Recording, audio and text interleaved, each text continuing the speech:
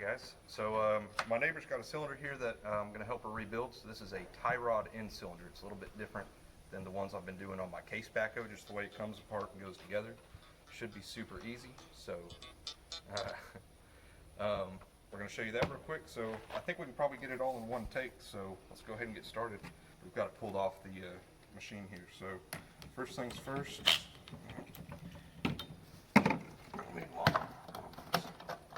you just pull these bolts apart. They call these tie rod cylinders because it has the tie rods that hold it all together. Hang on, I thought I was ready, but I need a different socket. Oh. Yeah, we may have to do this with a wrench.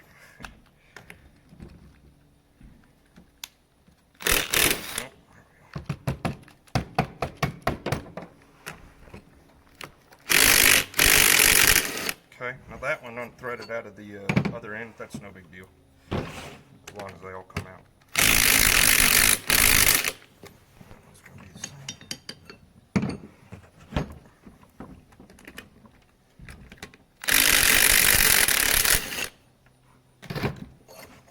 Okay, once you get that apart, now I've got a bucket set over here, but this end just comes off.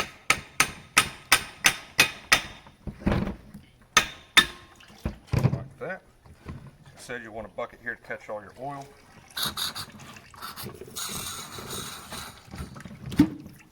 Pull that out like so. The kit comes with the O-rings for both sides.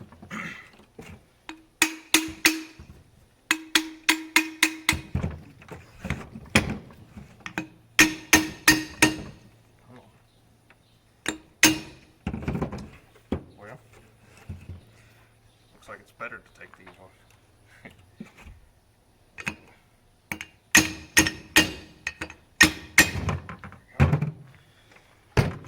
So that's the cylinder broke down. And I did forget one thing. I might have to run back and get a different tool.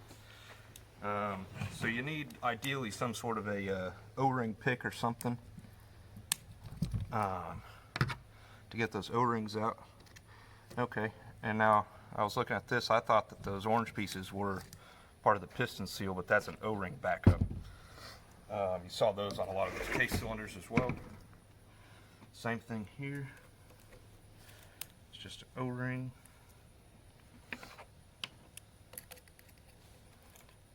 And razor blade's really not ideal for this. And the backup. The last thing we have to take apart is this, and we're going to have to run over to the back to the machine for that. Hopefully I've got the right size wrench here. Oh, thank you. Okay, follow me over here. I'll show you the trick for this.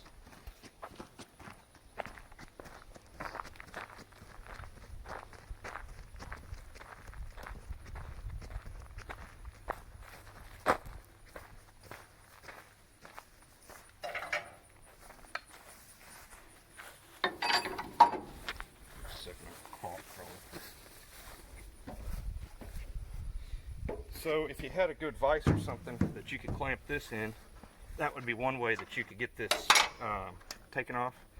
I don't though, so instead we'll just pin this back in here. Maybe like that, and that's going to keep this from turning so that I can get this nut taken off of here. And this way. Hopefully I can do it by hand. Yeah.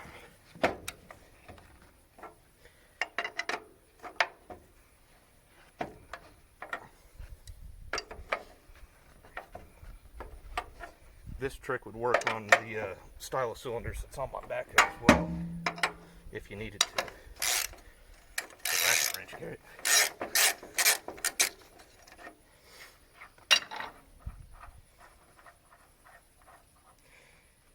You know, oh yeah, never mind.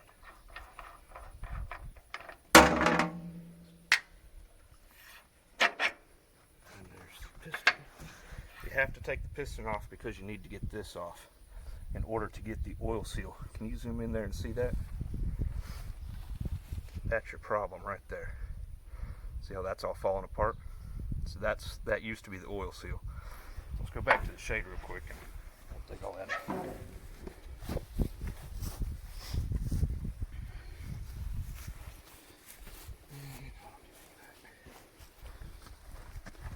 And once again, your O-ring pick is the best tool to dig that seal out of there, but we're going to have to do without on this one. Or I might have to.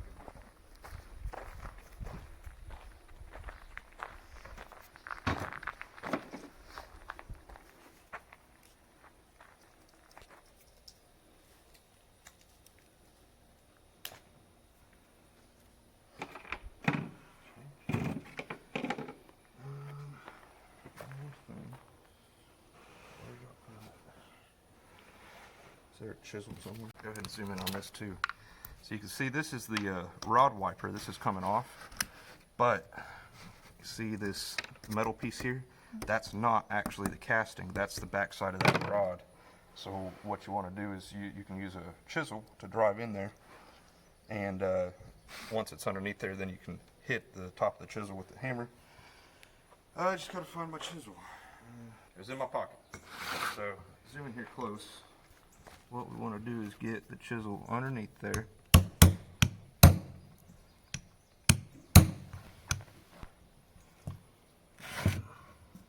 Fight me a little bit. There we go, got it.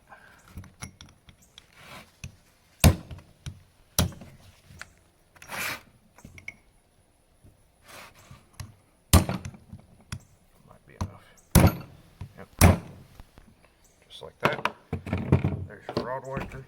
Now this part's going to be tricky since I forgot that O-ring pick. Maybe. Nope.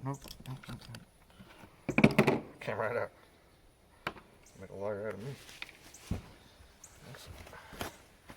Now, anytime you're messing with the inside of hydraulics, it's important for everything to stay nice and clean. Obviously, it's pretty dirty right now.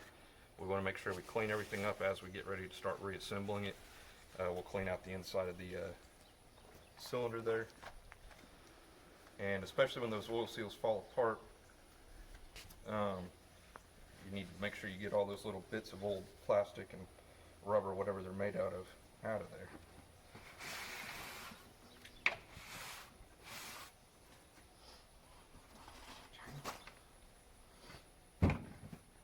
So,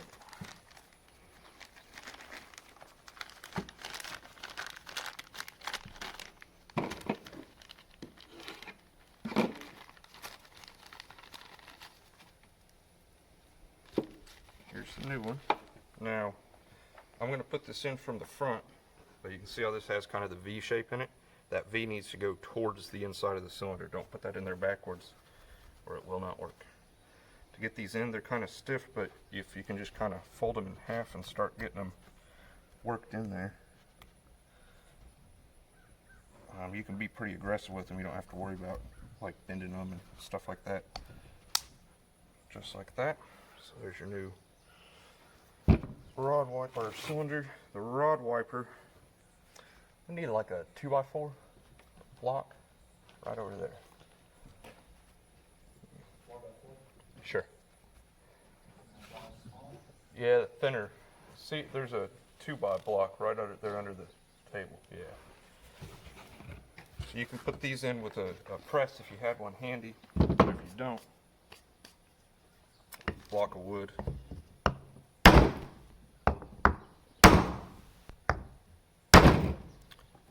Just like that. Use a block of paper towels here. Next thing we want to do is the O-rings. So put this over.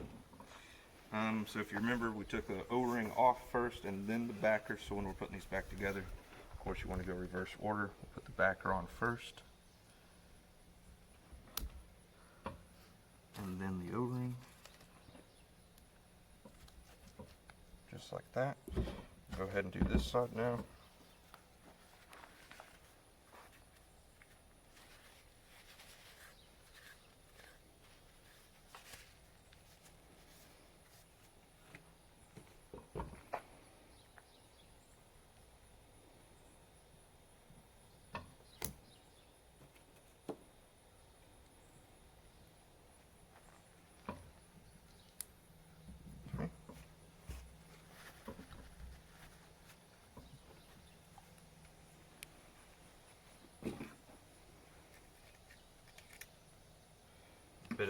oil seal got in there.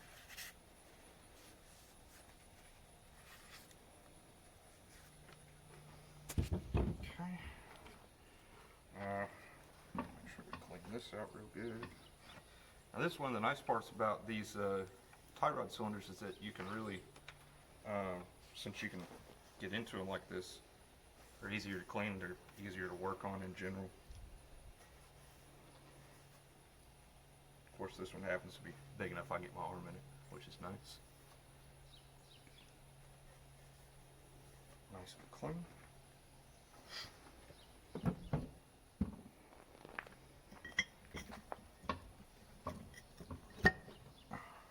Okay.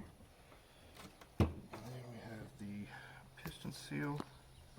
This should not matter which direction you put it on, because it seals from both sides. Now whenever you put these on, these are usually, they're kind of stiff. So it might look kind of stretched out after you get it on there. That's okay, even if it's kind of floppy looking. Boy. Yeah, see, they're really tight. Once again, your O-ring picks come in really handy here to use as levers. And a screwdriver. A screwdriver would work.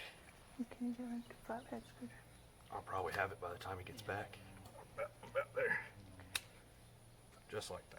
So, bit of a struggle. No big deal though. So, next thing, we'll go put this back on the cylinder rod. And there's a little bitty O-ring that comes in the kit that goes on the cylinder in between the rod and the piston.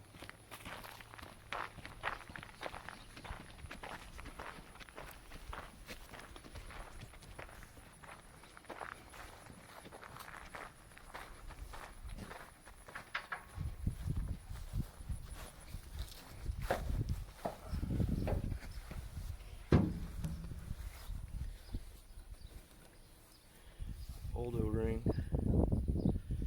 Honestly, that O-ring looks fine. We could have left it, but if it did happen to start leaking, it's a lot of work to get back there for just that one O-ring. This side, this is the back side with this recess in it. Smaller recess here for that O-ring. Just like that.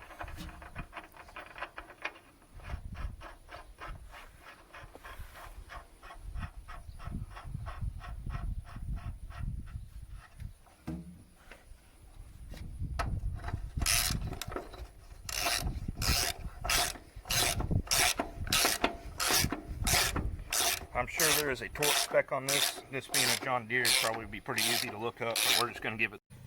So my phone overheated. I lost the last part of that video. So what you just saw was me putting the piston back on, and I forgot something very important, and I thought about it beforehand. I meant to tell you guys not to make that mistake. So I'll show you kind of what was going on. This is obviously the backhoe. I'm back home now, but I was putting the piston on. Obviously the piston is down in here somewhere. I forgot to put the gland back on, which is this part that you just seen me rebuild. That's what had the oil seal, or the rod seal rather, the rod wiper in the end. You got to slide this on first, then put the piston on.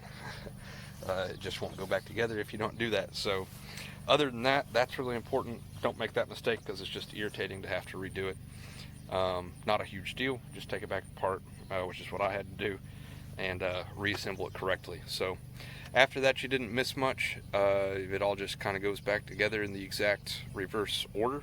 So, well, like I said, on this, gland first, then the piston, and then you just slide that whole assembly back into the actual cylinder, and put the tie rods back in, bolt it all together, tighten them down, and you're good to go. So sorry I missed the last part of that video. I didn't realize that the phone had stopped recording, or I had to let it cool down and start it over. But anyway, thanks for watching. So I hope this helps somebody. We'll see you guys on the next one.